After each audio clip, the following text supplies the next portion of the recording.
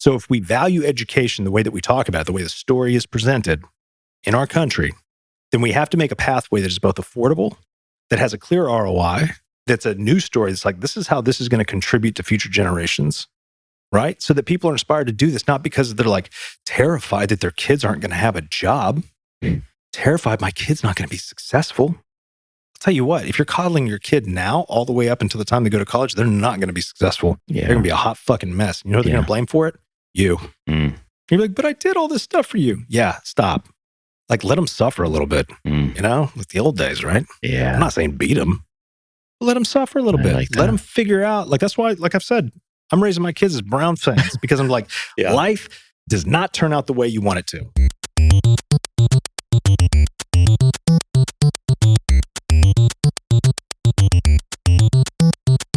Welcome to Saviors of the Metaverse, the podcast that saves and definitely entertains. You're listening to the show on a related yet unrelated podcast. To get all the episodes of Saviors and to become a Saviors superfan, search for Saviors of the Metaverse on your podcast player of choice. Once there, I don't know, subscribe. And while you're at it, give it a rating because, well, Jared needs confirmation. Jared needs affirmation. Jared needs Savior Nation. And if nothing else, thank you for listening to Saviors of the Metaverse. We'll see you in there. Do you see what they have a water bottle and they suck all the air out of the water bottle and it shrinks? Do your kids do that? Yeah, and then they're like, How old did you do that? What are you doing? Did I not teach you how to drink water properly? well, let's be honest. Do we ever really take a moment and teach our kids how to drink water properly? Yeah. Do we even know how to drink water We're properly? failing our children. Do you know who does know how to drink water properly? There's that. Deer. Elephants. Elephants. Okay. I think we just need to go to watering holes. Yeah. Why do elephants drink it properly? Because they use the trunk, right? Yeah, they use a trunk. Why do deer drink it? Because they use their neck. I mean, their neck. They have to point their neck down. Okay. Like a dog. Or like a deer. Do deer drink better than dogs? Definitely. You know how dogs are. Yeah. All over the place. They're riddled with problems because they're domesticated wolves. Oh my gosh. So their stomachs flip if they drink too fast. They're all mental right now. It's pretty They are. bad. Yeah. Yeah. But the wolves? We talk about mental health. People? What about dogs? Not good. Well, as two people right here who are not experts in this at all, I think we should absolutely discuss it. Yeah. I mean, So, why not? What's your take? You said they're over domesticated. They've been given too much. They're entitled. Definitely. My dog's very entitled. Yeah. I mean, he comes from champion breed, you know, like a champion line, which, you know, in this Virtue signaling. obscure breed Yeah. is very elitist. He's elitist. Very judgmental. No. He's oblivious. Okay. I'm elitist. Okay.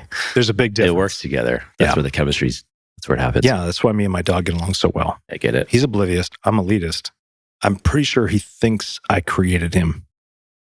And I'm not really interested in trying to convince him otherwise. Yeah. I do want him to think I'm God. Does he follow you around? He's 130 pounds. I need him to think that I'm God. Yeah. Yeah, but he's a sweetheart. I get And it. I'm not Is he a overcompensating. good water drinker? He drinks a lot. Yeah. Yeah, but I'd say he's good. On average, at the average dog, well, he was at risk of stomach flipping, but then we got that shit tacked when we took his nuts. Okay. I'm a cruel God. Yeah. That's the conclusion I'm leading to right now. The I creator. don't think I like myself when it comes to being God over my dog.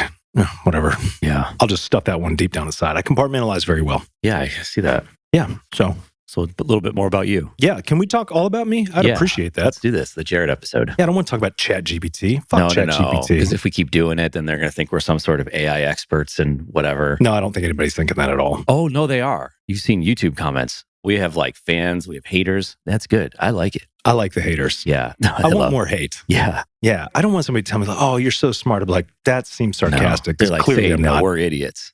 Right. But That- we say that. Just like, tell me something we don't know. Right. So it's so funny to say that people are like judging it based on, well, hold on a second. Like, Yeah.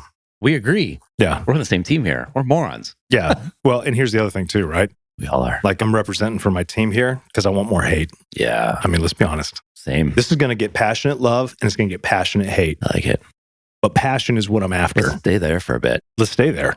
Because we have a little sports brand over here, so we can. Very little. It's so small. And No, it's just small. That's like, you did it like Donald Trump does it. He's like, It's just little No, tiny. I've got to be more like mechanical from Donald hands. Trump. Yeah.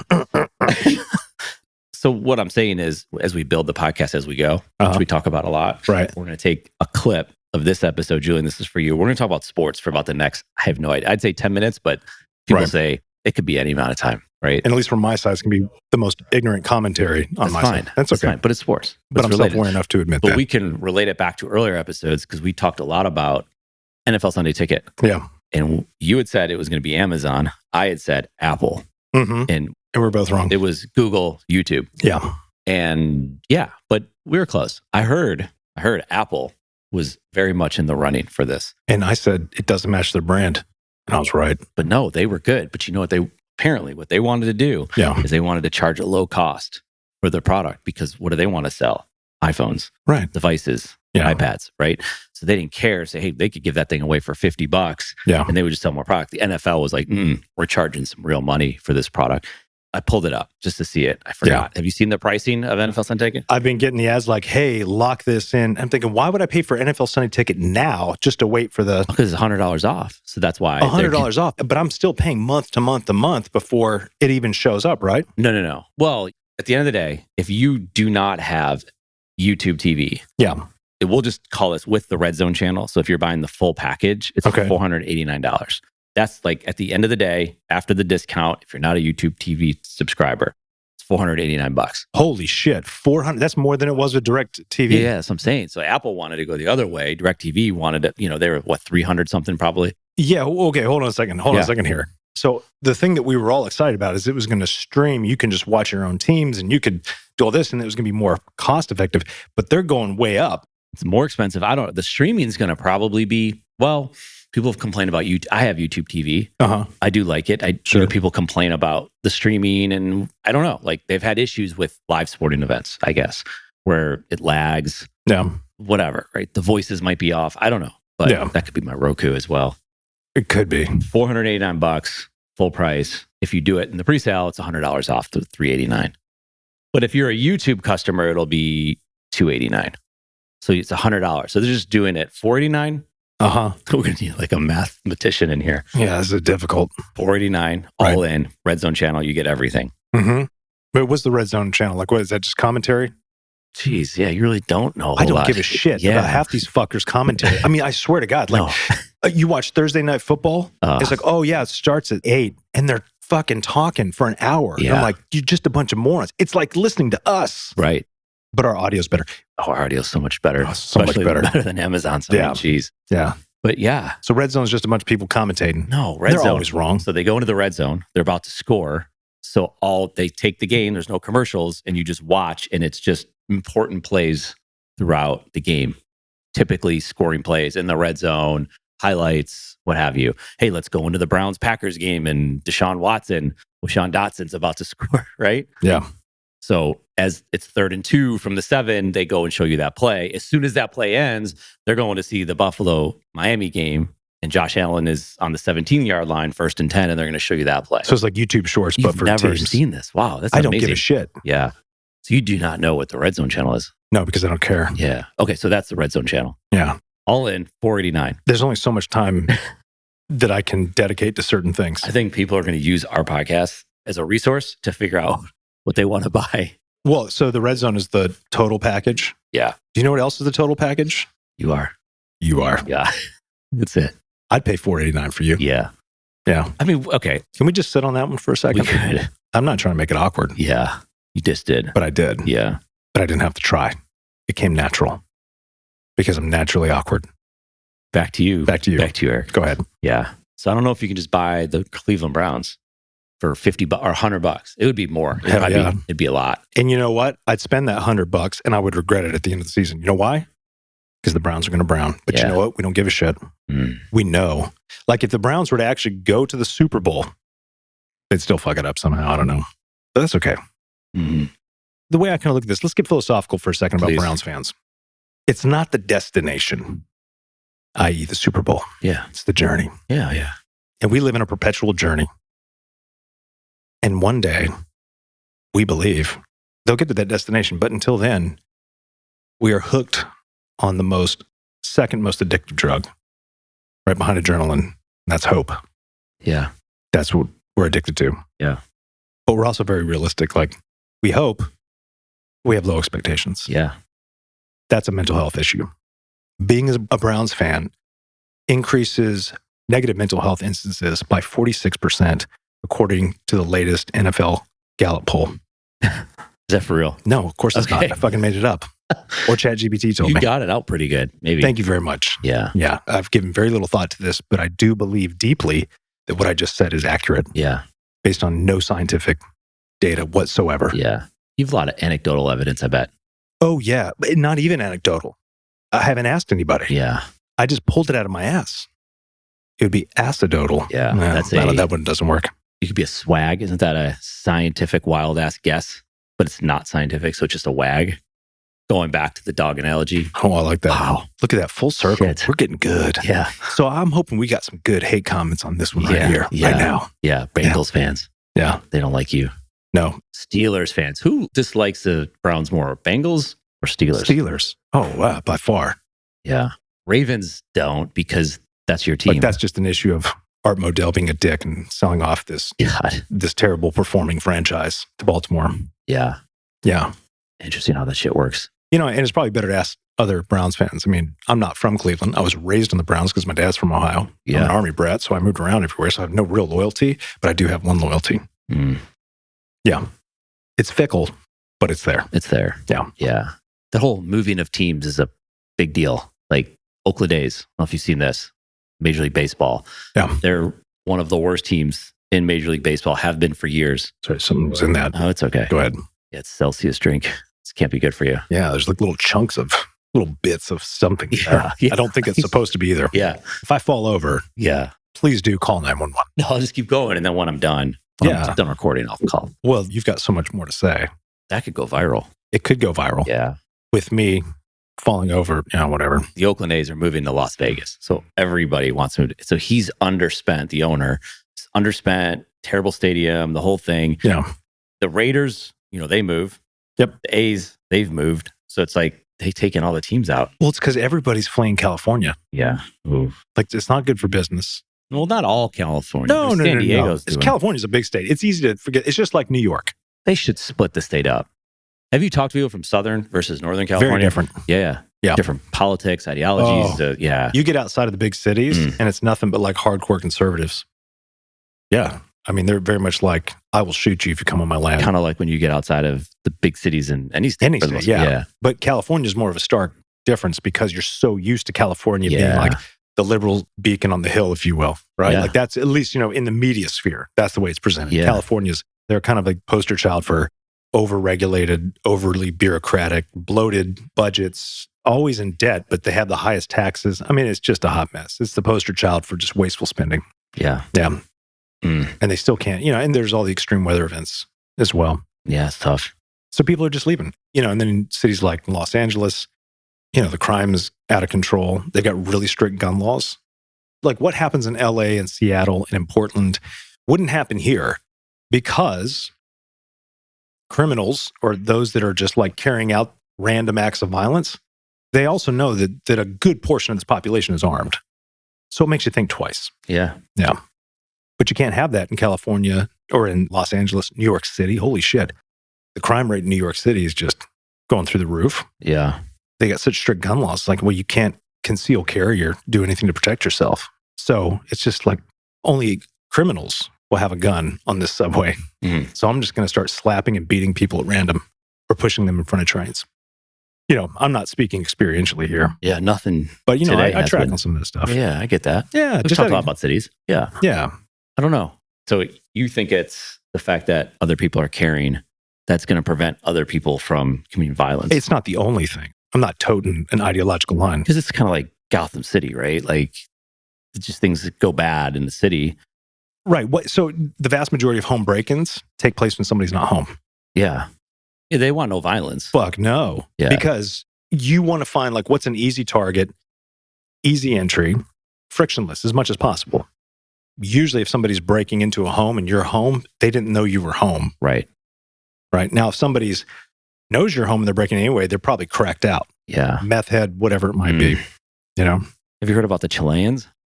So they're in major cities, very wealthy cities they're going to. They're sending people up from their country. I don't know who's behind it all, right? But there's a crime organization. And they're robbing people in cities like Charlotte, like in nice neighborhoods. They're going to mansions and they're robbing them. They don't want any violence. They just want easy, untraceable stuff that they can take, jewelry, things like that. Hold on. Yeah. This is like a Chilean operation? Yes. What? Yeah. I didn't know about it either. What are you talking about? Yeah, exactly. Apparently, though, one guy when he was robbing the house, it's like a New York Post, maybe, not New York Times. No, of course not. Not that we're like valuing the New York Times either. No. Like, they all suck. They do. All of them suck. There's good journalists here. Yeah. But so the guy's robbing him. Yeah. He didn't realize that the homeowner came home while he was doing it and he knew some shit and he kicked the living shit out. He like took him to the brink of death. Wow. Yeah. Bad luck. Yeah. Yeah. But they didn't care.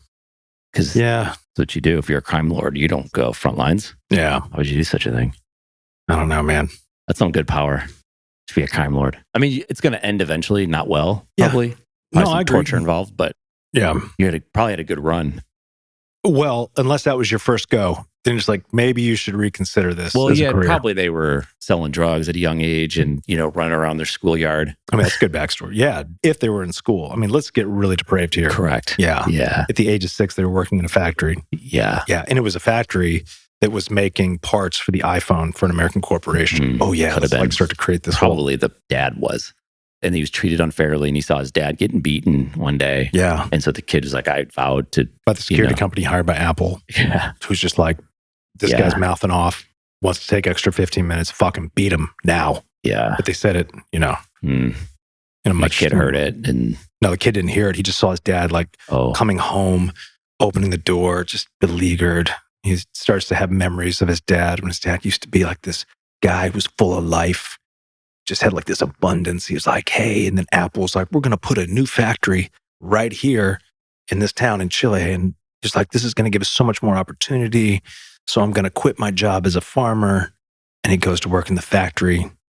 And little by little, he notices his dad is fading away and becomes a zombie. Not a literal zombie. Like, just, lifeless. Yeah. And he says, not me. Not ever. Fuck it. I'm going to go take what's mine. And he goes to Charlotte. And then he goes to New York. And he goes to New York. And he goes, that right there. I'm going to take out all of my anger on Apple and American corporations by hitting that house right there. Little does he know that the guy who lives in that house right there is about to take him for a deeply spiritual experience. Near death. Beats the fuck out of him, but chooses not to end his life because he looks in the guy's eyes and he realizes right there, the guy beating goes, and it's like all of a sudden in one shot, it's like he sees everything that happened in Chile with his father and everything else, but not the details. He just feels it. That's the human connection. Doesn't kill him. That's America. Yeah. That's Batman. Is it? He doesn't kill. Bullshit. Yeah, he doesn't kill. Those are some of the most violent movies. They're very violent. But he doesn't kill. I've just watched the trilogy again with my daughter, the Christian Bale one. Oh, yeah. And then we're on to the Robert Pattinson one. That's some dark psychological stuff. I think we talked about that last year. But yeah, you like... Maybe. But, I've got short-term memory. Yeah, it's okay. You got to go listen back to that episode.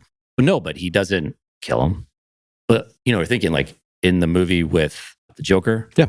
He has a run in early on in the movie. He has a very clean opportunity to just take the Joker out. Mm-hmm.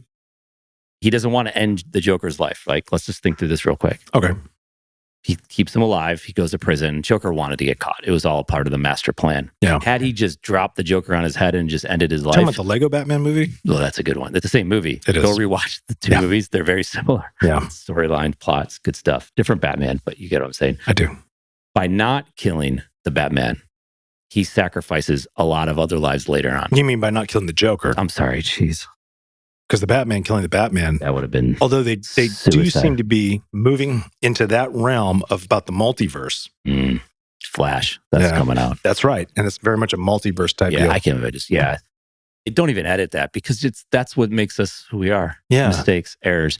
No, but like if he would have killed the Joker, so many innocent people would have survived. Right, but he has to live up to his code. By the way, so when shit got really bad, and Commissioner Gordon, right? So they, in one of the movies, the Joker, I think it's the Joker, it might have been Bane, I don't know, either way, takes Commissioner Gordon's family and like threatens to end them. And, you know, it's actually Harvey Dent, whatever, doesn't matter.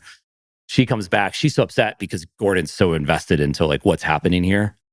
This is good. No, come on. I'm getting to my point here. I'm on it, man. I'm tracking with you the whole way. So Gordon's family is so upset. The wife's so upset. So later on, I think it was maybe in the next movie, Gordon's family's not there anymore. They moved. Do you know where they moved to? Charlotte. Cleveland. Shut up. Yeah. So they went from Gotham to Cleveland, a fictitious shithole of a city, to a real shithole of a city. Wow. Isn't that crazy? That is crazy. I love Cleveland, though. I mean, you watch Batman Begins. My daughter and I were saying, like, why is anyone still in Gotham? Get the fuck out. Seriously. Why would you stay in this city? Yeah. I mean, they just tried to drive a train to end civilization, at least in that city, right through the heart of Wayne Enterprises. And you decided to say, no, this city stands for something. Really? Yeah. Get out. Well, so you said, if there's a shooter, don't try to be a hero. Get the fuck out. Yeah, definitely. Right? Yeah. Like if you were in a position where you have to engage. Yeah. And again, we're just talking hypotheticals. 100%. Nobody knows what you'd actually fucking do. No. I love all these guys, you know, who are not soldiers or have any kind of law enforcement background or anything. They're like, I'll tell you what I would do. You know, if some guy came into this, I'm like, yeah, right. You shit your pants and you fall over and you would miss and probably kill bystanders. Ooh. Let's be honest. Yeah. Because you never trained with your weapon. Should have gone to Cleveland. You should have gone to Cleveland. Yeah. Cleveland. That's so amazing. I think we're going to come up with some new branding for Cleveland. Although Cleveland's doing well as a city. Oh, okay. They used to be a shithole. They're doing great. Yeah. It's all in fun. It is, yeah. Guardians are doing well. Who are the Guardians? The baseball team. They call them the Guardians now. Man. Yeah, whatever. Yeah. Guarantee you no Native American tribes actually petitioned for that change. It was probably just a bunch of very rich white liberals. Yeah. Like, you know what? This is very offensive. I'm like, okay. Yeah, we should look that up. Probably. Yeah. Right. We should fact check. We need a fact checker. The fact checker would have the worst job in this country if he worked for us. Do you know who doesn't get offended? Yeah. Are the Irish. Because they just know, like, we know where we are. Yeah.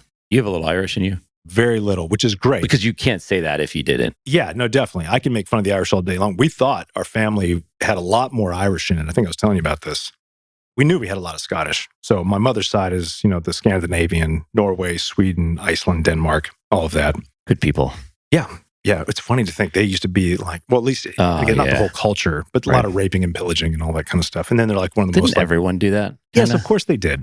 And then even more of a violent culture in my history is the Scottish. Oh, yeah. That's the majority of my blood, like 49%. I'm like, wow, that's a lot. Yeah. I didn't know it was that high, but we thought we had more Irish. Then we did the DNA test, and I was like, I got 4% Irish. I was like, sweet. Now I can make fun of the Irish because that's a thing. And I'm mostly Scottish. Yeah. Which means, you know, we stuff our emotions deep down inside. Yeah. We explode, and then we're over it for 5 minutes. Yeah. Yeah. Lots of stereotypes, but I'm trying to break past a lot of this. But you're kind of like Clevelandish now, like 100%, 50%. Clevelandish? Yeah. That's not a thing. You're a moron. That's not. Yeah. We just said Cleveland's doing well. So I pulled up the stat. So, you know, pandemic recovery of downtown cities. Yeah. What do you think? Do you want to start on the top or the bottom? Oh, this will be fun. Yes, it'll be fun. Okay. Top or bottom? What do you Top as in... Like, what's 3 cities, or just name some cities that are fastest to recovery? What kind of metrics are we using here? Or real estate, office space. Okay. Yeah. So I would actually presume that these would be the ones that were growing because everybody's fleeing the fucking craziness of like New York City, Los Angeles, and so on. So I'd say number 1 top of the list would be, and it's stupid, but Phoenix, Arizona. Okay. I'd put them up at the top just only because they had the largest influx of new residents during the pandemic. Yeah. Which is stupid because they are in the middle of a water crisis. Arizona is in general, and probably will continue to be. And I think ultimately that whole area will be uninhabitable because politicians and lawmakers and other people can't get their shit together to fix the fucking infrastructure. Okay. No, it's a hot mess. Okay. Yeah, I'm a little hot on water. I could see that. Yeah, we had that conversation it's just stupid. before. I mean, water has been either the primary or the secondary reason. Like the mismanagement of water is what has brought down every major empire throughout human history. Yeah, I'm going to be spending some time there. You should. Yeah. Just go out there and look at how much fucking water they're wasting on golf courses. Yeah. Fuck off. A lot. Yeah. Now they won't even, the city of Scottsdale, I think, is no longer transporting water to some of these towns that are like maybe 20 miles out that they relied on because there was no water available. You mentioned in and they said, no, Scottsdale, we're not going to do that anymore. when you look at downtown, so Phoenix on the list, they're in the middle. So 61% recovery. Okay, well, yeah, let's get back to that. No, but that's not awful. So Phoenix is in the middle. Okay. Because they have Tempe, they have Scottsdale, they have Phoenix, and they have other underlying towns. So the downtown area of Phoenix is not, it's still significant, right? Yeah. But I get what you're saying. But they were talking about the downtown, like uptown Charlotte type of places, like where the office space is, that type of recovery. So Phoenix is there. So Phoenix is there. So then other ones, Austin, Texas. You think is what? I would say that they're up. Again, I'm just going off of of people I know and just stats of people that were fleeing California. So I'm really looking at this kind of this flight from California. They're below Phoenix, so they're in the middle, but trending more on that bottom. I wouldn't think they're as high as Phoenix. I would also say I would put either Charlotte or Raleigh or both up there too. We had a lot of people coming in here. The Southeast did extremely well. Charlotte's right next to Phoenix about. There you go. In the middle. And then in the middle. Raleigh, the triangle, Raleigh, Durham, Chapel Hill. No, didn't make it. Maybe they're not big enough somehow. Maybe they were just too liberal and locked everything down. Yeah, they did. Yeah. Anybody watching this think, oh, he must be a hard right conservative. No, I'm not. I'll give you some clues. The number one makes a lot of sense. Like one of the nicest cities, probably very expensive, great weather year round. Ooh. They have a lot of things to do. Great weather year round. Lots of things to go. It's an East Coast or Southeastern. Oh, it's on the West Coast? No humidity. Denver. That'd be a good one. But I don't think that's true. Denver's in the middle with Charlotte and Phoenix. Recovery. They probably got hit because everyone got hit and they just immediately said, screw it, we're good. Like 99% recovery. Like they're back to where they were. Ooh. It's not a huge city, but it's still, it's tough. West Coast. It's in the state. I've already used the name once today, or the word, or the city name. Oakland? Oakland is not. I'm just kidding. That's a show. No. I mean, no, people love Oakland. We have a podcast that but it's been crumbling long before. They've had their issues, but very prideful city. San Diego? Yeah. Number one. I'm not surprised about that. Yeah. Just took you 12 minutes to get to it, but that's okay. I don't think it was 12 minutes, but yeah, whatever. And I'll just list off the other two because you're not going to get these two. Baltimore's 2. Holy shit. Yeah. And Columbus, Ohio is 3. Huh. Columbus is a big city. Let's talk about Baltimore for a second. Vegas is 4. New York City's 5. That could be skewed. Someone paid some money to get that one on the list. Well, it's kind of like if you're at the bottom of the barrel, you only have one place to go, and that's up. So that's what I'm thinking about Baltimore. Yeah. My brother-in-law and his family lived in Baltimore, Towson, but right on the edge of Baltimore there. And, he worked for T. Rowe Price, one of the biggest companies there. And yeah, I do want to throw this caveat in there, and we can share the link to this article. Percent recovered compared to pre-pandemic based on, this could kill the whole thing. I think it will. Cell phone data. The fuck? How do you do that? Like based on phone calls and text messages that are, I don't know. I'm sorry. Okay, this is easy. The bottom 3 are going to be a little bit easier for you. That's what I was thinking. Who's the worst? San Francisco. Yeah, that's 31% recovery. Seattle and Portland. Portland's not the second worst. Yeah. Seattle? No, you know the other one. You're wearing it. Cleveland? Yeah. Did not recover. Yeah, they're number 3, which is weird because based on percentages, they should be the second worst, but they put Portland down there because based on cell phone data. Based on cell phone data. Well, Portland makes sense because they don't actually have the money to buy cell phones. Governmental studies, UC Berkeley. Oh. Yeah, Berkeley got in there. Right, we could just make a conspiracy. Oh, well, it's UC Berkeley. Yeah. Oh, they have a lot of problems there. Of course. If you're like a big time conservative and you go and speak there and you're trying to go watch them speak, we talked about it. Right, yeah. There's a lot of the fragile American kids mind. there. Yeah. Yeah, you get your ass kicked. I don't know about getting your ass actually kicked. Oh, yeah, for sure. Go read the book That's again. Why every speaker the should learn coddling to of fight. the American mind. That was... I know. No, I've got it the audiobook. I've listened to it. Yeah, that's fine. Because you know me. Maybe you should read it next time. No, man, it's read by the author. It's really good. I'm not judging. Yeah. It's okay to judge. You can judge me. Yeah. It's okay. Yeah, he talks about speakers going there and they had to like remove the speaker to a third party location. Then they found out where he was. Yeah. Jeez. But did he actually get beat? No, like if you were the student, I want to go listen to, I don't know. I'm just interested in all sides. Like whatever. Remember we were talking about this before. Get your ass kicked. There's a lot of these like, temper tantrum throwing kids. Ugh.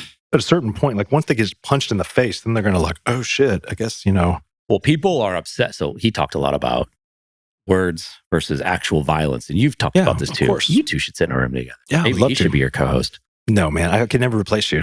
You're the total package. Thank you. Yeah, you're the red zone. Yeah. And Sunday ticket. Yeah. I can keep going. Yeah, I like it. Yeah.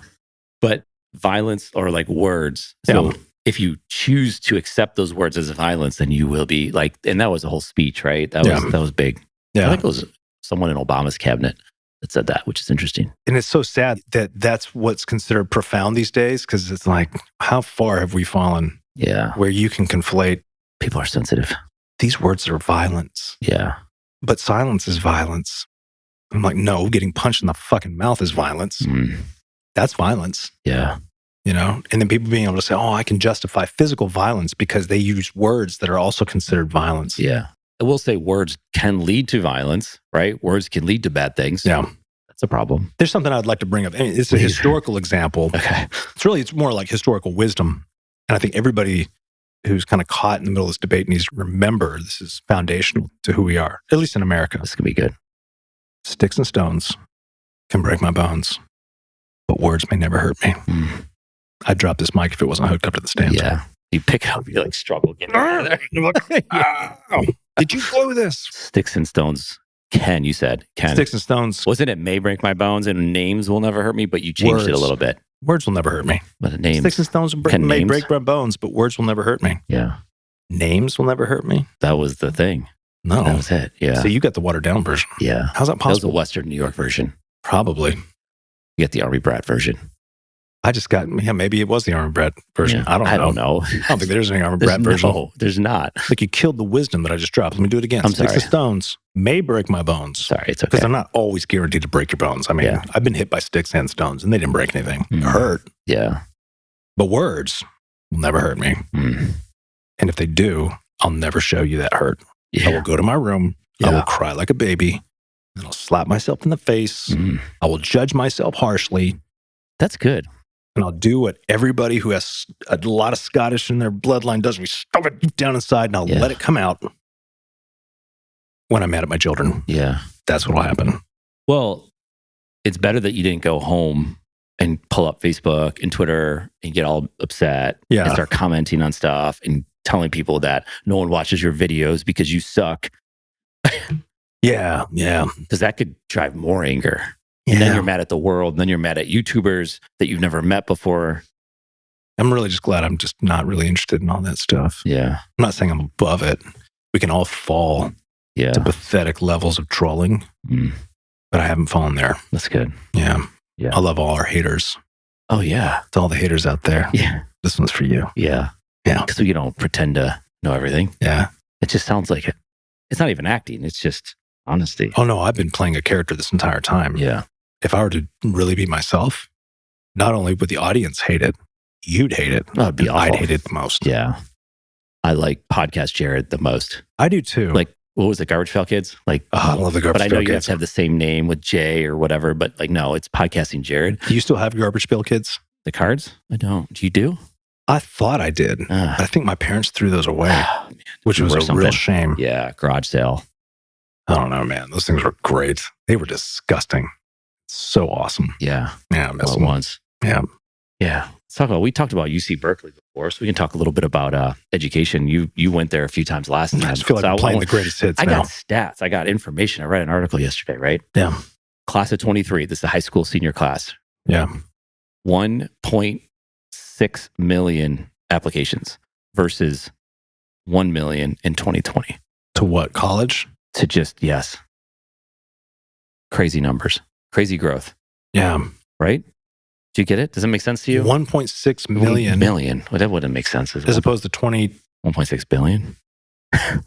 college applications? Yeah. No, 1.6 million makes sense. 1.6 billion is, I mean, you're talking about worldwide? I'm confused with these stats. This is American.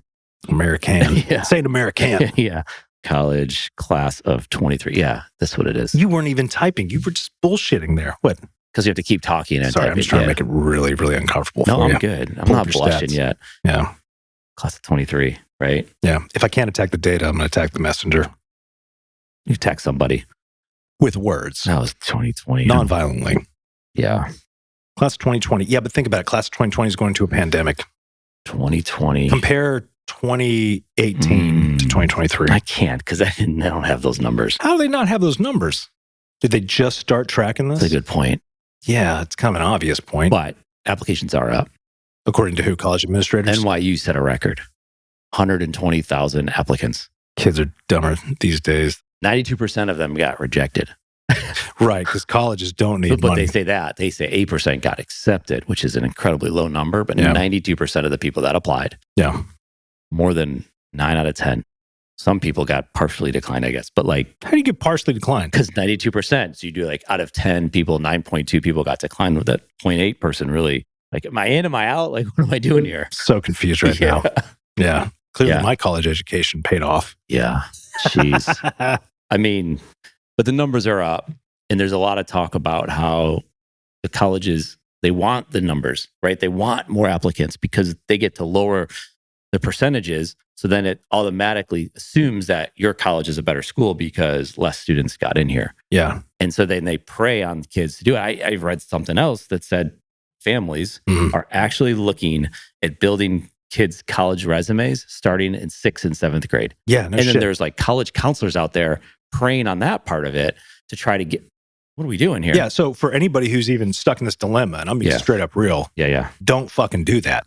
Right now, college needs to reinvent itself because it's a terrible fucking ROI. Yeah. Unless you're going for a very highly specific skill, like being an engineer or a doctor. Okay. But think about how many people are going to school to be, I'm not hating on any. Right, we need more engineers. Absolutely. Okay. Yeah. But to say, oh, well, I'm going to send my kid. So like NC State is a big engineering school. Apple's invested a lot of money there.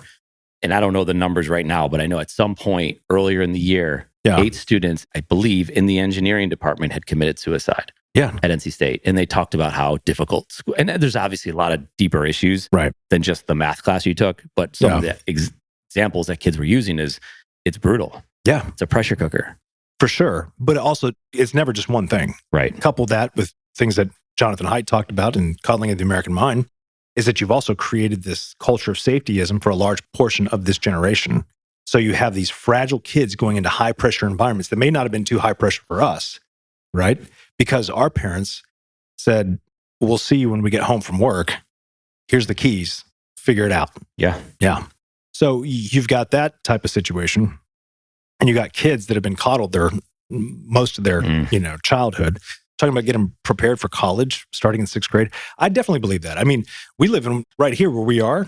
I guess here, I live 5 minutes from here, but we're in one of the top school districts in the state of North Carolina, hands down, right? You've got J.M. Robinson, you've got McKee Road, you've got Providence High School. Yeah. So according to the numbers, and again, I think a lot of the way these things are rated are bullshit, but according to the numbers, JM, very academic. So 6th to 8th grade, you're doing AP everything for the most part because they're getting you ready for Providence, which is academic hell if you're not academically inclined because it's rigorous. And that's all to help you get into really good schools. But then my question always is, what's the end game? I'm going to go and get this degree in history at a really good school so that I can carry a whole lot of debt and come back and be a teacher where I'm underpaid? Oh, no. You should go on to get your master's and PhD so that you can become a professor. Sweet. When the vast majority of instructors or professors in colleges today are not tenured, they're adjunct faculty members, so they get paid dog shit, no benefits, nothing like that at all, and they're not on tenure track. It's tough. College is a big business. What's the ROI? Yeah. What are you getting out of that other than a fuckload of debt? Yeah. College has a good ROI in very, very specific instances. If you go to a big school like University of Chicago, right? The Booth College of Business, you're going there, it's the network. That's the good ROI. Yeah. Because they heavily recruit for finance. Very hard to manage or to measure. Very hard. Yeah. Well, it's, the education you get there and the education you get at UNC Chapel Hill could be the exact same. Yeah. But the network out of the Chicago Booth School. Would you get good network at Chapel Hill? Dude. Or at a big state school? You're comparing it to maybe the best. That's what I'm saying. That's where the ROI is good. So Chicago's on that list. Absolutely. When it comes to business, if you want to go work and you want to be an analyst at a top firm, whatever it might be, some of these top firms only recruit out of that school. Right. So you're guaranteed a position in that school. Sure. You don't have to be the top of your class. If that's what you want to do. If that's what you want to do. Well, that's why most people would want to go to school there. Correct. Right. And I'm not talking about undergraduate. I'm talking about getting their master's degree. Going to work at a consulting firm. Going to work at like T. Rowe Price. Going to work at, I don't know, trying to think of some of these others that recruit specifically at that school. So that's what you're paying for. That's a good ROI because then you're going to make a shitload of money working as an analyst in this field, if that's what you want to do, or working, in some form or fashion. And that's the big question. Is that what they want to do? Because that job that you take, and again, no judgment. If that's what you want and you're into it, but you're working all the time. Of course, traveling all the Till time. midnight. Yeah. You don't have a life. No. They own you. Right. So you better be really passionate about that. Now, if you put in that time and effort and down the road, that you could become partner, you could become this. And that's great. That's the carrot. Yeah. Yeah, definitely. Climb the corporate ladder. But you get your start because you got accepted into this prestigious university. And this prestigious university has a deep network. Is the education itself any better than the education you get at UNC, NC State? Yeah. I don't know. Pick any, college. I don't know. Probably not. Yeah. But the network is. That's where the real value is. Yeah, I agree. I agree with the network. It's because I don't think you can measure the ROI a lot of times for the things that you gain out of college, because it's also living on your own, becoming an adult, right? Meeting new people. Right. But you can do that without taking on 6 figures of debt. I get that. Go get a fucking apartment. I get that. Go work at Best Buy. Yeah. And I'm talking a lot about like kids your age. Yeah. Meeting people, right? All that kind of stuff. No, of course. I don't think college, like a lot of people, college is a terrible ROI. Okay. Yes. But doesn't mean it's something that you should not do it. It's just understanding the different options that exist. But there's like this whole competition going on now. Yeah. These numbers are being thrown at people because like if so-and-so gets into this school, they'll immediately go online and they'll look, what was the acceptance rate? Because they're trying to judge and they're trying to compare, well, that student got into this school and they have a high acceptance rate. So what is that? They must not be smart. And there's all these judgments being passed throughout the process and it's across the board. Whereas like not everyone wants to go to school to work in the bank, to be an engineer, to do this, to do that. Right. I don't know. Some kids want to be a teacher. Some kids want to do this. Some kids don't know what they want to do. Wow, there's an idea. Did you know what you wanted to do? No. Of course not. Yeah, you have ideas and the changes. Like, man, higher education is... I wanted to be a podcaster. Sorry. Go ahead. Yeah, well, here you are. Right? Yeah, look at me. You heard the story about the emperor, butt-ass naked. Okay. That's higher ed. What? He really appreciated looking a certain way, convinced all of his people that he looked a certain way. And then when he was walking through the streets to be admired by all of his people, nobody would actually point out that he was butt-ass naked wearing nothing. Because somebody sold him a bill of goods that said, I'm going to put this on you. And it's the most fancy, most wonderful clothing and attire you could ever ask for. It was nothing. Naked ass emperor. That should be the name of the podcast episode. Naked ass emperor. Yeah. Yeah. That would just throw people off. They wouldn't know what. And then the next thing you know, you're talking about the Cleveland Browns and then all hell breaks loose. You got to stop outsourcing our titles to ChatGPT because I'm like, these are not performing well. But naked ass emperor. That's good. SEO all day. Is that a real story or did you just make that shit up? The Emperor's New Clothes, man. I was just giving it a variation. Have you never heard of The Emperor's New Clothes? I don't know. Holy shit. Oh, wow. Wow. Podcast this over. Is a children's story. Wow. Not with all the vulgarity. It's not a naked ass emperor. The Emperor's New Clothes, man. It's like, Okay. I'm not even going to tell you the story. I don't want to know it. You need to go read it. Fine. You need to have your children read it to you. Okay. Ask your kids about it. You ever heard about The Emperor's New Clothes? It's no different than Rebecca Black. I had no idea who she was. And then everyone's like, oh yeah, we used to listen to that all the time. I'm like, I didn't pick up on it. Did they listen to it all the time? They did. They talked about it. They Your made kids? fun of it. Yeah. Oh yeah. They all knew about fun of it. Yeah. They're like, you didn't know what that was? What's wrong with you? Luddite. Look at you. YouTube. How did this happen? Yeah. I don't know. Yeah, that's good. So I was right though, by the way. 1.6 million. Okay. Applicants, class of 2023. Yep. The debt is done now. Okay. The class that they compared to was a class of 1920, which was the last class that was not impacted by the pandemic because the applications had been in because that was in March. You mean 2020? Yeah, 2019 to 2020. Okay, like you said 1920. I was like, are you talking about the Spanish flu? You're going way back in the pandemic. Look at you. I know. So that's why we memorized dates. That was 1918 or was it 20? 18. Probably lasted a couple of years. I don't know the exacts. Yeah. Come on, you know me. But it was good. You pulled that out. But yeah, so that's a big increase. And a lot to do with test optional. So the Common App is you could just, it's not as simple as like. Yeah, the SAT and ACTs were no you longer don't have being to required. use it. So now it's like, it's a very holistic approach and everyone has a chance to get into our college. Right. They're like, no, they don't. Yeah. So if you get 120,000 applications at NYU, and they're not a huge university. Like no, but they're considered prestigious. Absolutely. But there's no way that they read all those applications. How could they? Of course not. But ChatGPT did. Ooh. Yeah, that thing's riddled with bias. So much bias. I smell a lawsuit coming. Yeah. That'd be cool. That'd be great. But not really, because it's kind of predictable. What do you think they're first? Like, because you have to immediately cut 90,000 of those kids, like without like ever looking at anything. Yeah. So if you're cutting 90,000, like were they just GPA scores if they're submitting it, if they're from North Carolina? I don't know. Like, yeah. Well, I do think that there's a bias toward out of state. Because New York University, is that a private institution? Mm-hmm. Okay, so state run or? That's a good question. Yeah, but either way, the tuition is going to be higher. Yeah. Out-of-state tuition is always higher. Yeah. In-state tuition, so they look at, this person's from out of state. Largest private university in the U.S. Oh, okay, great. So, I went to a 1831. private university Yeah. out of state, so my tuition was higher. Probably why I got in. Because, let's be honest. What GPA do I need to get into NYU? Like 3.69. Yeah, right. That's it. Yeah. No, you need that. And you need to show this deep resume from the 6th grade of all your public service and everything else. Yeah. It'll be 3rd grade. They're going to have to go lower than 6th grade soon. Just, the competition's so severe. Yeah, it's so stupid, man. Yeah. It's not like no one's suggesting that it's a bad school. It's just understanding it. But I'm just like, what happens when you build up your resume? And now, let's say you start sophomore year. Yeah. And you've done all these things, right? And you didn't know 1.6 million applications would be the highest number on record, or NYU was going to get the highest number on record for various reasons, right? COVID being a reason, test optional, Common App, all these things. Now, all of a sudden, now you apply to a bunch of schools and you don't get it in any of the schools that you really wanted to go to. Yeah. But you were told, if you do these things, you'll do it. So now you're set yourself up and you know someone that did get into that school. Yeah. And you thought you were better than them. Yeah. That's like a lifetime, if you're not careful, of dealing with that regret, of dealing with fallout of that. Now, because I would say there's options out there for everybody. You want to go to college, you can go to college. You can go to community college. They'll take you right now. But why does somebody want to go to college? I'm just like... No, it's just an honest question, right? Like, why did we go to college? Because it was a thing to do. Right. It was a thing to do. Why was it the thing to do? Like, that's the next step. Right. Because that's what's going to guarantee you a better paying job. I enjoyed college. No, I did too. Yeah, I'm glad I went. Yeah. No, I had lots of fun. I still carry debt, Yeah.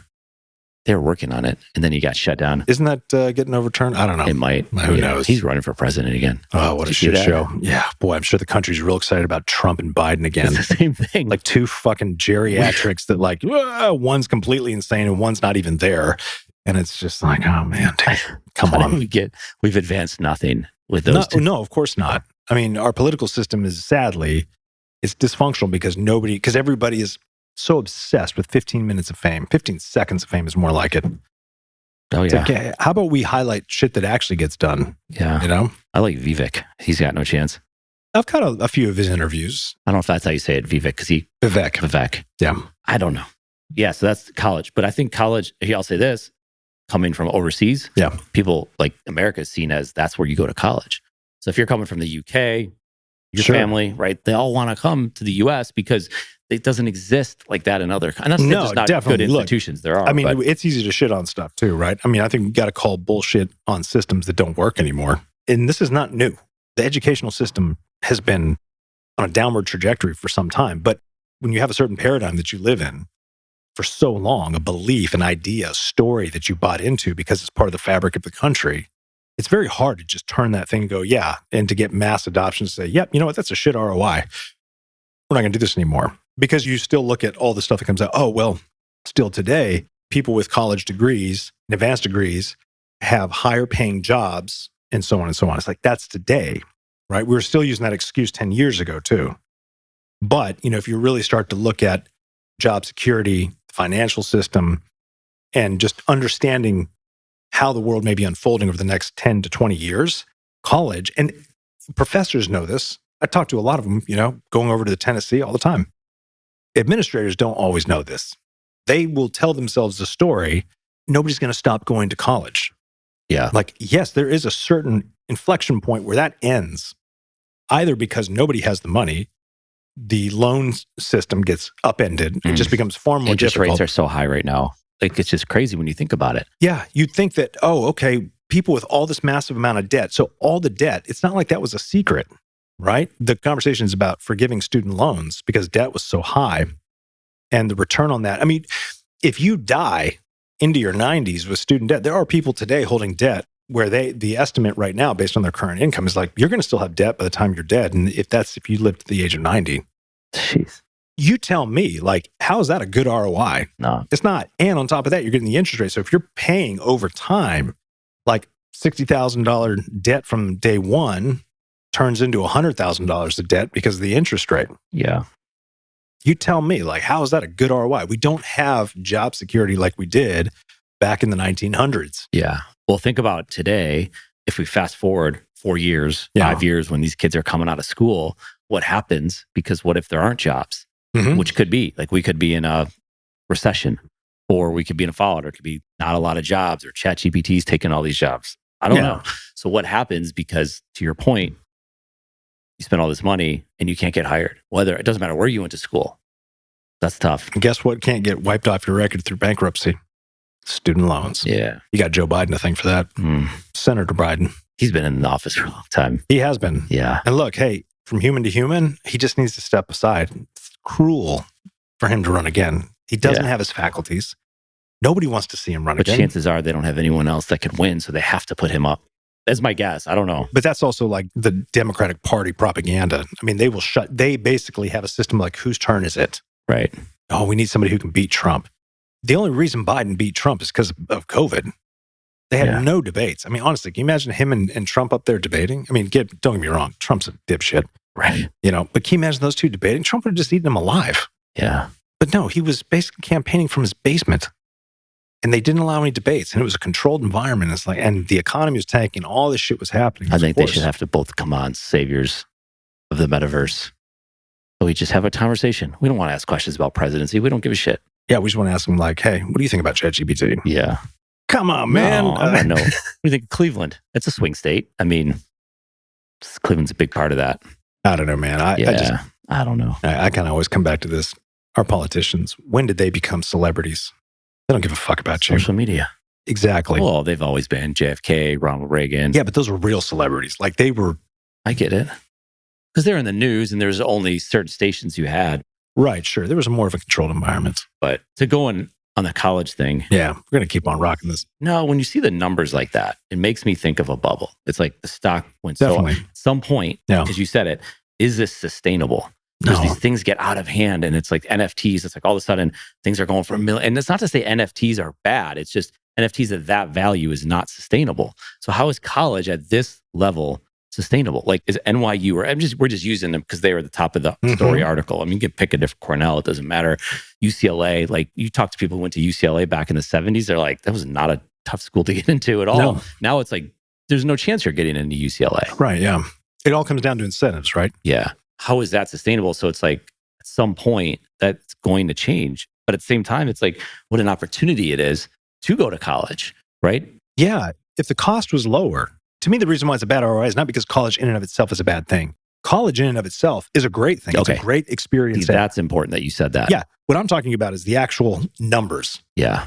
Unless you have an employer or you have scholarships, somebody else is paying for your college experience. So don't you think more companies, so like, okay, so this is what Starbucks and Uber are doing. If you work at Starbucks, at a Starbucks owned, not like a campus owned Starbucks or like a whatever, or Uber, you have to have a lot of drives and you have to maintain that status and you have to maintain your job at Starbucks. They will pay for your education online, not in person, online at Arizona State. That's an example. So they have these different programs that they're developing. So it's all just for Arizona State?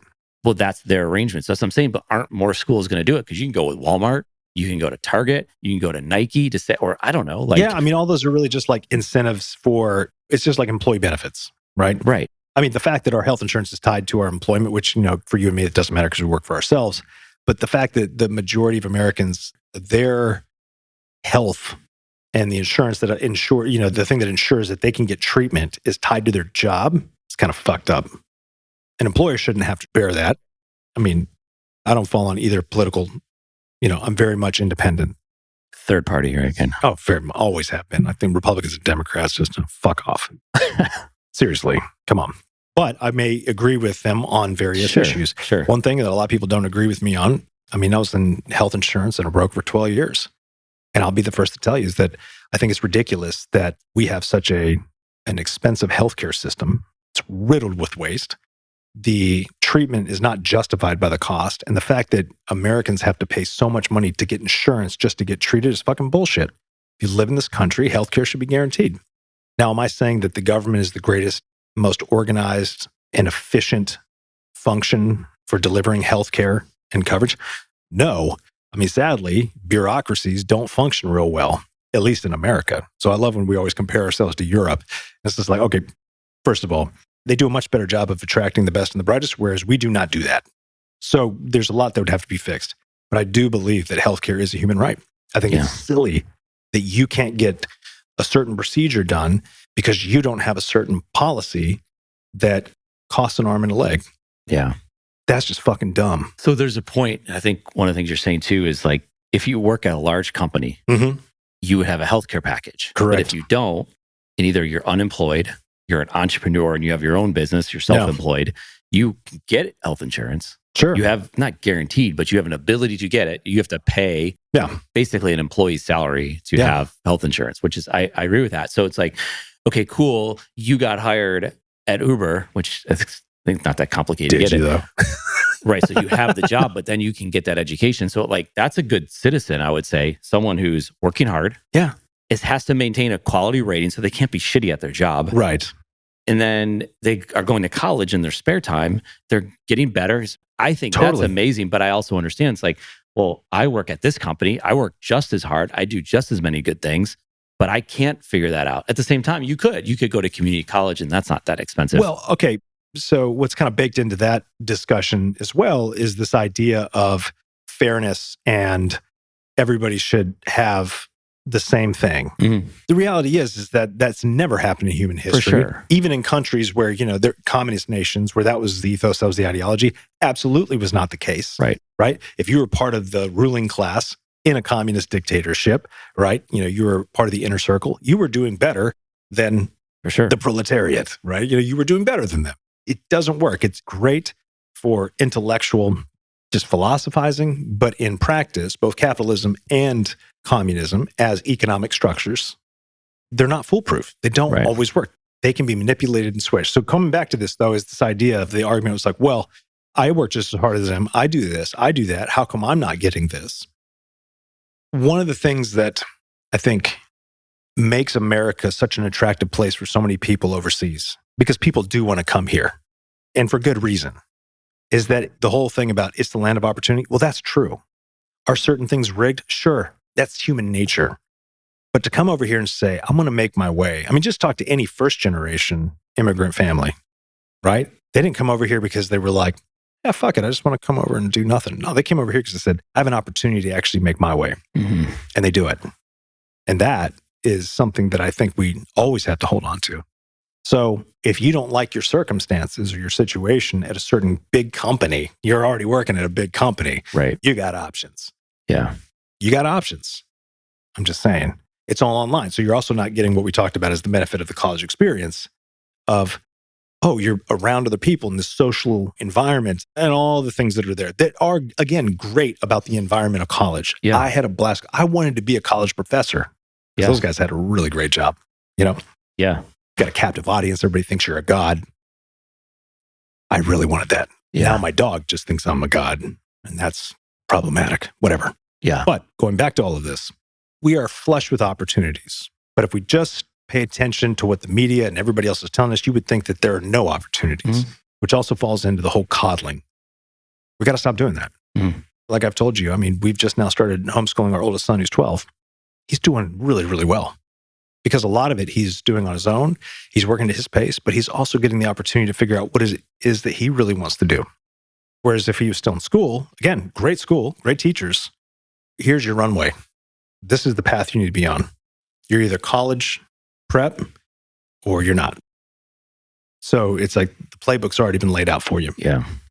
And when there's so much going into that, because that is such a deep-seated part of the success of our country is college education, then the entire educational system is geared towards getting more people into that system without questioning whether or not it's actually giving back to the economy that thing is supposed to be just fundamental for success. Like if higher education is absolutely necessary for a thriving economy, nobody's asking, well, all these kids coming out riddled with debt, are they actually able to give back to this economy, actually be able to grow this economy, grow the country so that we're not just look at the numbers. Yeah.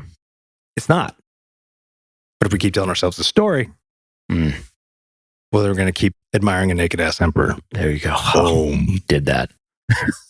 That was like 7 minutes. 7 minutes in heaven. Okay, real quick. The health insurance piece of it. Yeah. Because you're entitled to health insurance, but you'd be entitled to college, educate. Like there's all these things. So like, sure. I agree with you. I'm agreeing on the points, most of the points that you, all of them, but there's like 7 minutes. I probably lost. Oh yeah, I probably lost consciousness myself. I was just rambling, but that's okay. Yeah. So that's the hard thing with all of it. So it's like, hey, if you want health insurance, go get a job at a large company. The opportunity's there. I'm not saying you're going to get it, but if you try hard enough and you do the right things, chances are you can go find, like, you go work for an insurance company and work on the phones and get a healthcare package, get a 401k and do all that kind of stuff. Right. Yeah. But let's say company needs to make cutbacks. I get it. Yeah. Then you lose your health insurance. Then you're on Cobra, right? That's nice shit right there. Yeah. But at least you can keep your health insurance. So the option exists, because it could have been like, sorry, you're done. Yeah. But I get what you're saying. Like, you should have all access. I don't know. Here's the thing though. Yeah. What you said about opportunity in this country. Yeah. Whether it's this college or this high school, there's certain places I'm sure that's very difficult to get out of. There's no doubt. There's a lot of problems. And that's not necessarily what we're talking about. But if you have that, you have an opportunity to do something. I don't care what your college is called. Yeah. Most people do not care. I've interviewed people from Wake Forest, and I've talked to founders at Wake Forest, and they said, I've never wasted more money in my life. At the same time, I could say, yeah, but that's where you ran your job or your business, your entrepreneurial idea through their system, and you came out on the other end. And yeah, you did it. Hold on, you're talking about like a degree in entrepreneurial? No, they just built a product. They built a service. Yeah. So it doesn't, in some regards, it doesn't matter unless it's laid out for you. I want to be an investment banker and I want to do this. And my expectation is that, and I want to climb the corporate ladder. More power to you. Yeah. Like if I said that to you, you'd be like, couldn't do it. Yeah. You wouldn't be able to handle it. You wouldn't be a good employee. Well, look, my brother-in-law is a perfect example of that. I admire the shit out of him, because even in our undergrad program, I knew him then. Here's a guy who since high school knew exactly what he wanted to do. Yeah. And he was the only friend I had that had a fucking clue about what they wanted to do. Like I told you, I applied to one college, and if I didn't get in, I was going to go to the Air Force with my two buddies from high school. I got in. Yeah. And here you are. Here I am. And I took 2 years off. Friends with your brother-in-law. Oh, yeah. Yeah. Yeah. No, I've known him since I was a freshman in college. Wow. So you knew your wife. Yeah. Yeah. Of course I know my wife. And I said, you knew her. Like, no. We met on our wedding day. I was going to let you. It was an arranged marriage. That's how we do it. Yeah. That's how it happens here. Yeah. But anyway, but he knew. And I've watched his career progress, and I've watched him go. I mean, he did great in undergrad, worked for one of the big three consulting and accounting firms for a while. He actually worked with Arthur Anderson around the time of Enron. And like when he was working there, then the whole Enron thing happened. Arthur Anderson got caught up in that, and they went bankrupt, and they were out. And then he moved on. That's the whole point. Yeah. But they all move around. And then he got into Chicago Booth School of Business, but not on his first try. Right. But when he did get accepted, he fucking crushed it. Yeah. Like he was easily the top of his class, and he had several offers from big firms, and he's done extremely well. And you know what? He fucking deserved it. Yeah. And he enjoys it. He does. Yeah. And he's one of the most generous people you'll ever meet. But I mean, here's a guy who had clarity about what it is he wanted to do. He understood that world. He was interested in stocks in high school. Yeah. That's weird. But mad respect. No, I think that's cool. Yeah. I like that. So there are people like that. And for folks like that, man, there's clarity. But I think too many kids are being funneled into a system, and they have no fucking idea why. Yeah. Except they've been told from a young age, this is what it is to be successful. For sure. This is how you're going to be successful. So then everything in their brain is like, well, it's all about being successful. And successful is like this nebulous term that can be defined any which way you want. For sure. Right? I think we're successful sitting here on a rainy day on a Wednesday podcasting to 5 people. Success. It's more than that. I know. Careful. Definitely. We have haters, remember. I hope so. And we have supporters. And we do. But we're only going to focus on the haters because that's also human nature. It's all of them. We respond to all comments. And we love them all. You know what? Because that one person who kept on going back, they said, that was funny. They said, does anyone watch this? It's only got 26 likes. Oh, yeah. And then I said... And you said, wrong. We had 27 likes. And that person came back and says, well, 30 minutes ago, you had 26. You're like, what are you talking about? Okay.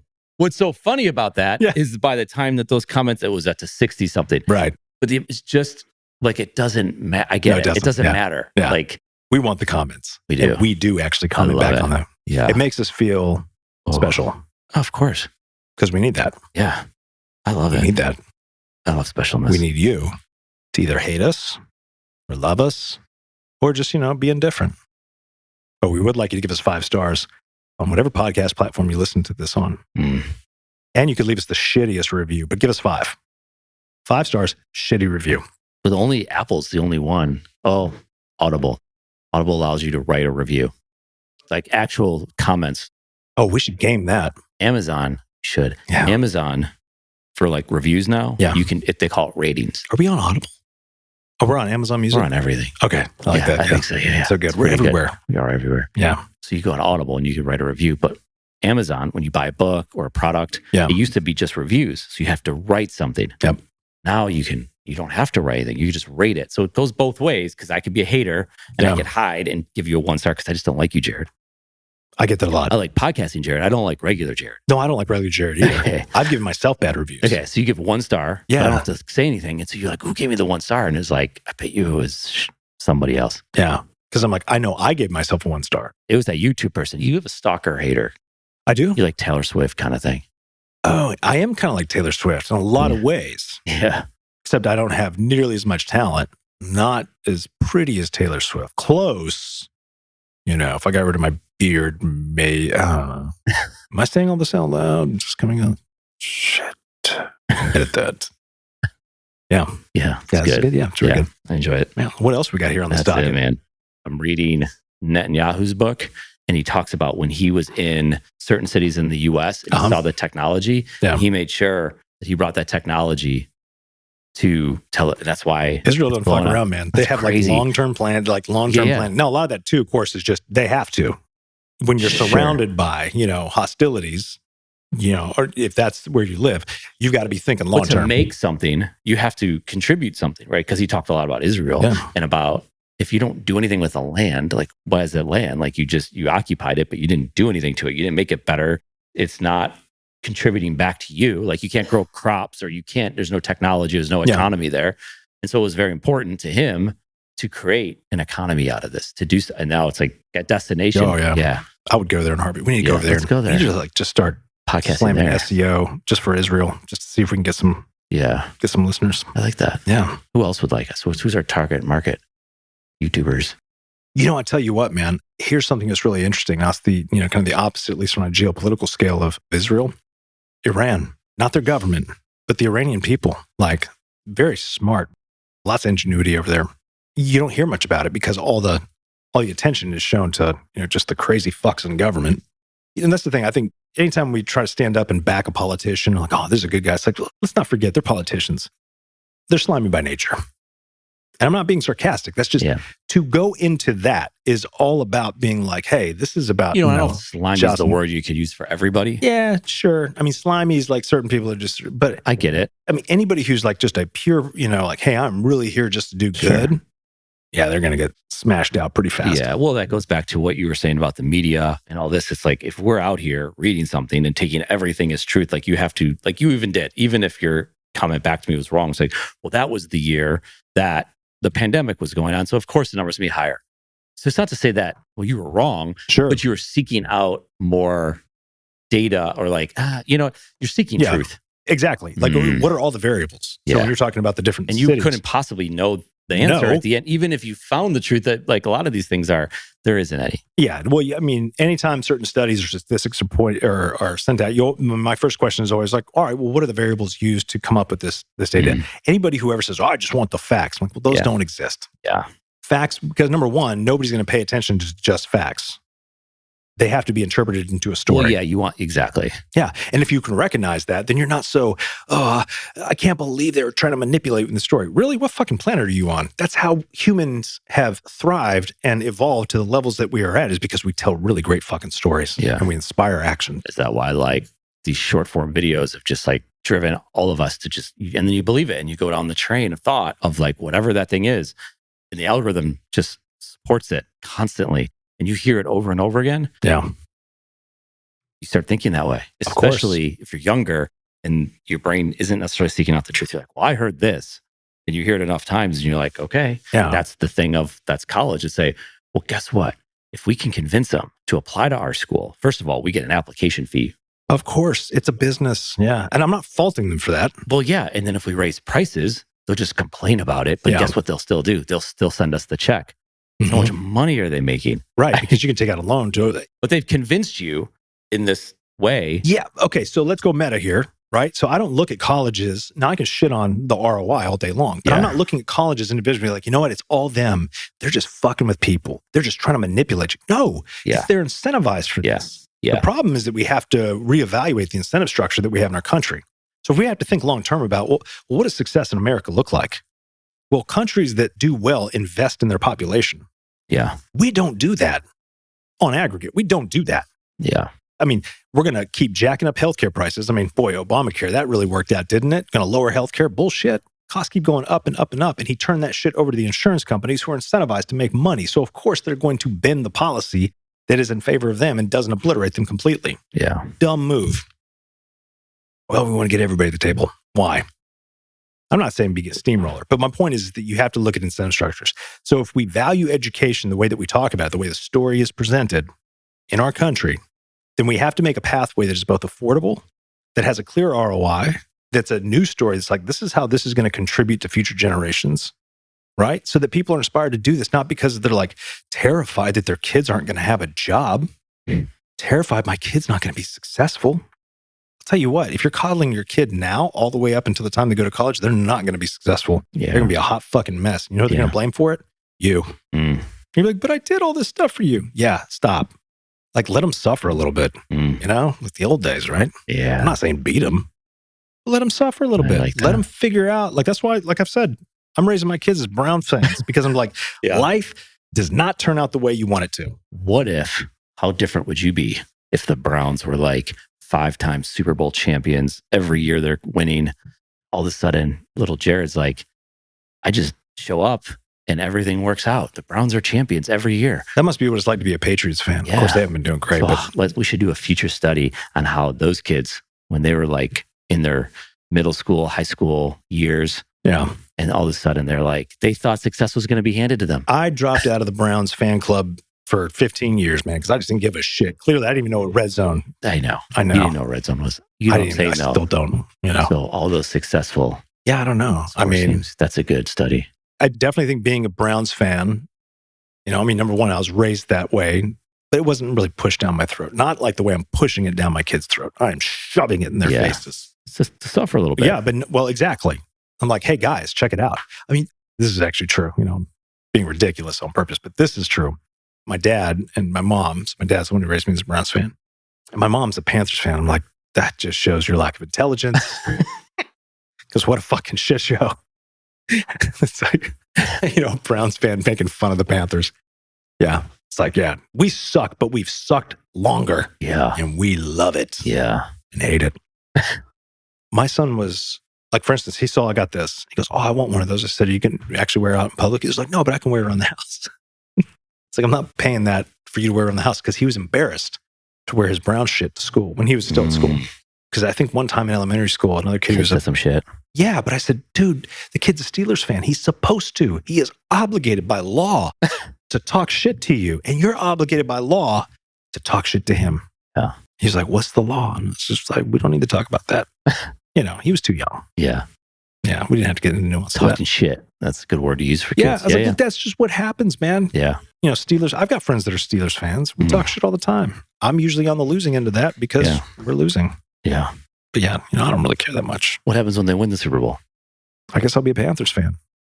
That's the point. Because you need another climb. You do. It's about the journey. This podcast is about the journey. It is. But something about the Browns, and again, I'm just pontificating off the top of my head, which I know is not normal for me to just spew shit out, you know, off the top. But if the Browns actually got to the Super Bowl, won the Super Bowl, it just wouldn't feel like the Browns. Yeah. I mean, you'd have to go through an entire new, like, reinvention, a new identity. That's the Cubs and the Red Sox. Yeah. The Cubs were the lovable losers. And then they won. Who'd they beat? Cleveland to win the World Series. I mean, isn't that crazy? Yeah. So Cleveland hadn't won since 1946. The Cubs hadn't won since early, like, forever. So they were like more the ones that people were like, what the fuck Cleveland for? Like, what'd they do? Like, shouldn't they win a World Series? No, they should. They should lose in Game 7 in a rain delay. They come back and tie it. The rain comes and then they lose all the momentum and the Cubs win. But it's like, so when the Cubs win, it doesn't feel like the Cubs anymore. Yeah. Now they're World Series champions. They were the best team in baseball. Yeah. The Boston Red Sox, the curse of the Bambino, whole thing happens. Then they win multiple World Series. Yeah. So it's like, That's cool. They got a cool historic ballpark and all that. And I guess Wrigley Field is too. But you get what I'm saying? Like, now what? Yeah, if the Browns are no longer the underdog, it's like the Browns are going to win it every year. Which, okay, so I can end this conversation real quick because guess what? They won't win it. Exactly. But they could. Yeah. Which is why we always tell ourselves, even I saw a guy at my kid's football game. Yeah. Your kid plays football? Yeah, he plays both of them play flag football. Yeah. So they're not hitting each other in the head, getting concussions and No. Good. The younger one, they do wear helmets, which is funny. The soft helmets? No, they're like full on hard helmets. What the hell are they doing that for? Because they're little kids. They will run into each other. Yeah, but if they do, that causes issues. Because a lot of times, like the 7-on-7 football they play, like they're not doing 7-on-7. I know that, but they're not wearing hard helmets because you fall down, you could hit someone in the knee, break their kneecap. That doesn't feel good. Sounds like you need to read Coddling of the American Mind. Yeah. These kids need a little bit of TBI. That's what the helmet's for. I get it. Yeah. Browns are. Oh, go ahead. Yeah. What were you talking about? Another Browns fan. Yeah, it was another coach, and he was wearing a Browns shirt. I've actually seen a lot of Browns fans that are coaching Mara football. For sure. It's like, fuck yeah, dude. Yeah. So I was like, liking that shirt, man. I was like, hell yeah. And I was like, this is, and we're both going like, this is going to be our year. Yeah. Yeah. It's just a constant joke. I think they're 12th in odds to win the Super Bowl.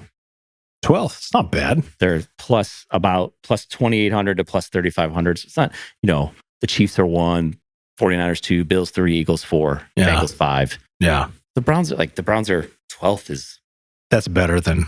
Well, it's better than 28th. Better than. Where the Panthers Houston Texans. Oh, the Texans are shit. The Panthers? No one even cares about. I don't think they're on their list. Are they still a franchise? That's what I'm saying.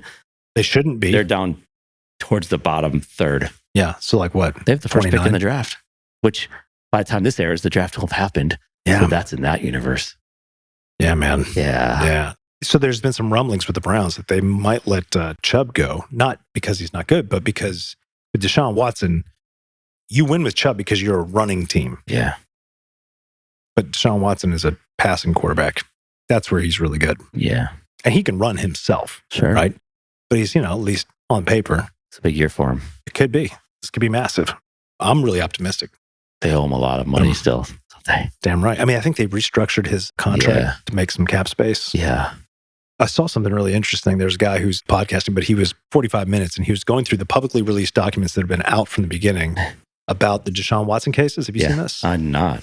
Yeah. So it's actually like the testimonials and, what was actually in there because the media, really spun this as a criminal case. No way. Yeah. They did? Oh, okay. Yeah. Believe it or not. I know. That's hard to believe. The media would leave out facts. Yeah. But essentially, the way this was read, and you can access all the these are the transcripts from the hearing. And the reason why 2 grand juries wouldn't indict, which again, you've heard people say a grand jury would indict a ham sandwich, unless you're a cop, right? It would indict a ham sandwich. Like it's not hard to get an indictment. And 2 grand juries wouldn't do it because of there just was no evidence of any criminal activity. The testimonial or the testimonies of the witnesses or the folks that were saying that these things happened, there was tons of evidence that was to the contrary, like actual DMs and everything back and other witness testimony that was. Jeez. So what were they doing? Why were there so many women after him? Yeah. Oh, Tony Busby was going out and finding them. So he's recruiting. Yeah. And look, I'm just saying like. That's. Yeah, I get it. There definitely seems to be a lot of evidence toward that. Again, I'm not saying, hey, this is the fact here, but I do think if you really want to understand something, you got to take the time and read what was actually happening. And essentially, there's this process of if we can keep dragging this out and run the narrative as long as we possibly can, it's going to keep you preoccupied. You're eventually going to cave, fork over the money. If you don't, we're going to keep ruining your career. Yeah. Right? Which is a really fucked up thing to do. Yeah. So anyway, again, I was always a little suspicious because 2 grand juries wouldn't indict. And then it goes to civil court, so the civil suit against him, the NFL, and then they took it to the judge, to be the non-biased arbiter of this process. And the way that commentators were talking about this was like, well, the NFL and this judge agreed that, he committed sexual assault. And I was like, whoa, pump the brakes. That is a felony. They did not agree to that. That's not the case at all. Right? They agreed that he violated the code of conduct. That's not the same as committing sexual assault. Right. That's a league policy, right? That's different. Yeah, exactly. And then she was like, hey, well, 6 games. And then the NFL came back and said, no, we don't like that. So I really say, I don't know, it's just screwy.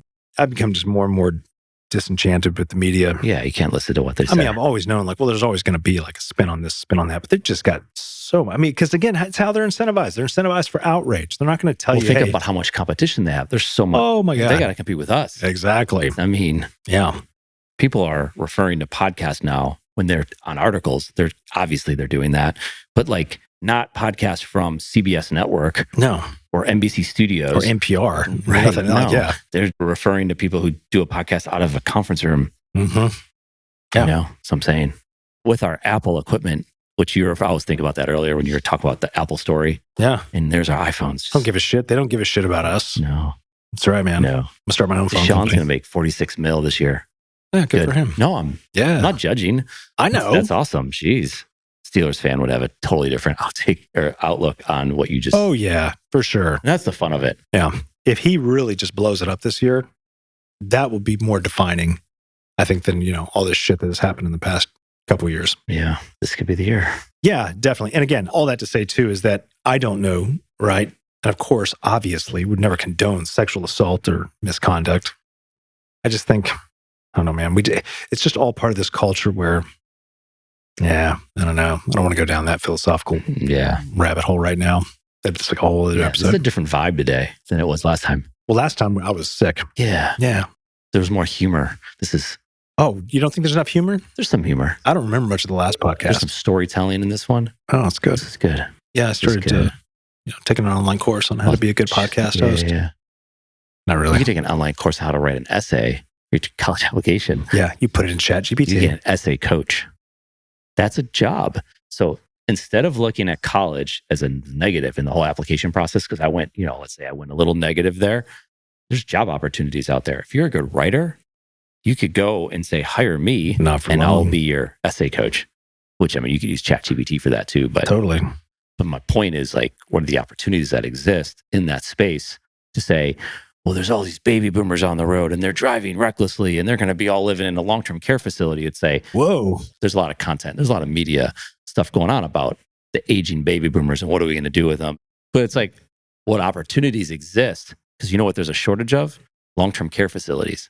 Yeah. So let's go buy some real estate and you could own the long-term care facilities. That's a lot of money. That right there is Medicaid fraud waiting to happen. Why is that? Oh, dude. Or Medicare fraud. Oh, they're definitely. Because that's how it always has. I'm not committing fraud. No, you're not.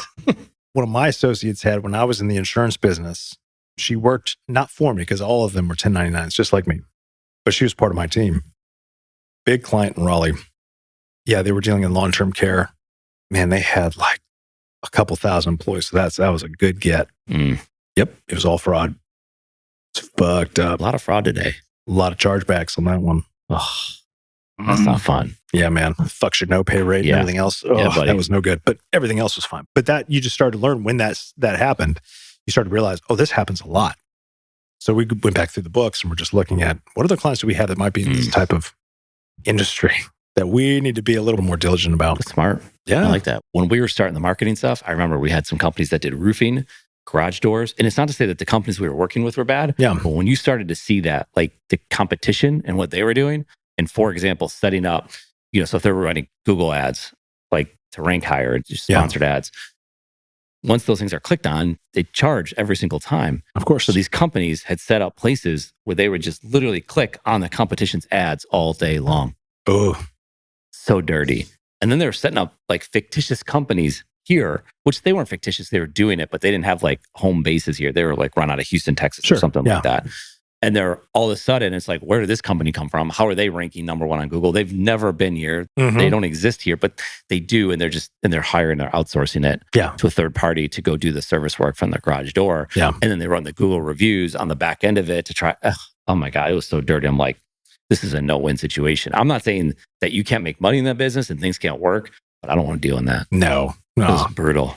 Yeah, that's nasty. I mean, the roofers are known for insurance fraud. Oh, yeah. It's like, how did they go, once they find a neighborhood that's about 10 to 15 years old, they wait for a storm. So it's raining right now. If there's a little bit of hail mentioned in the news, they get to do all the roofs, $17, $15, $10, $20,000. Yeah. Pop. Boom. Yep. Insurance covered it. So crazy. They'll hire the adjuster. Adjuster will come over and they'll approve it. Yep. Fix the shit up. Yeah. And everyone has a new roof. We should be roofers. One of my neighbors got his roof replaced that exact same way. Yeah. Because of hail Oh, they'll damage. do And it. he said, hey, can you guys come check this out? Oh, they have it. They'll find one shingle. I know. Replace the whole thing. I Well, know we can't what I'm just replace saying. one shingle. They'll find a shingle, and Mhm. that's the evidence that there was hail. Yeah. Of course, you've had the house for 15 years. Yeah. It's damaged somewhere. Uh-huh. We should be roofers. Yeah. We could podcast on a roof. We'd have to rope ourselves up, though. You especially. Yeah, yeah. You are not the coordinated. fall would not. No, I could make it, but if something, Come on. yeah. No. It'd I couldn't lose you off the ledge. be a good podcast. It would be a great podcast. I think it would. It'd go viral. Well, yeah. Yeah. We definitely need to make sure we have multiple angles. Get on TikTok. Here's a fun experiment. If you get on TikTok, just grab a video, like just maybe search for a video or just look long enough and you'll see something say, I don't know, something like a car crash, a plane crash, or whatever. And then you see another one. And you know what they do? They just feed you that shit over and over and over again. Right. Yeah. So screwed up. Well, what's so unique about that? I mean, that's how the algorithm works. It's what keeps you in an echo chamber. Almost immediately, the algorithm will switch. Yeah. So you can fuck with the algorithm. Yeah. Yeah. And they're actually watching your face. If you smile or if you have outrage, or if you laugh or whatever, they got your body metrics. I've been paying a lot more attention to conversations I've been having with folks that are maybe about something that I don't normally talk about. And then noticing 24 hours later, I'm seeing things that kind of answer that question in my YouTube feed. Oh, yeah. Cleveland Brown shit's going to be all over you. Well, that's because I'm subscribed. I mean, I get that stuff anyway. That's what I'm talking about. So if I'm talking about something that I don't normally look at, it starts to show up. Plane tickets to Tel Aviv's coming on your way.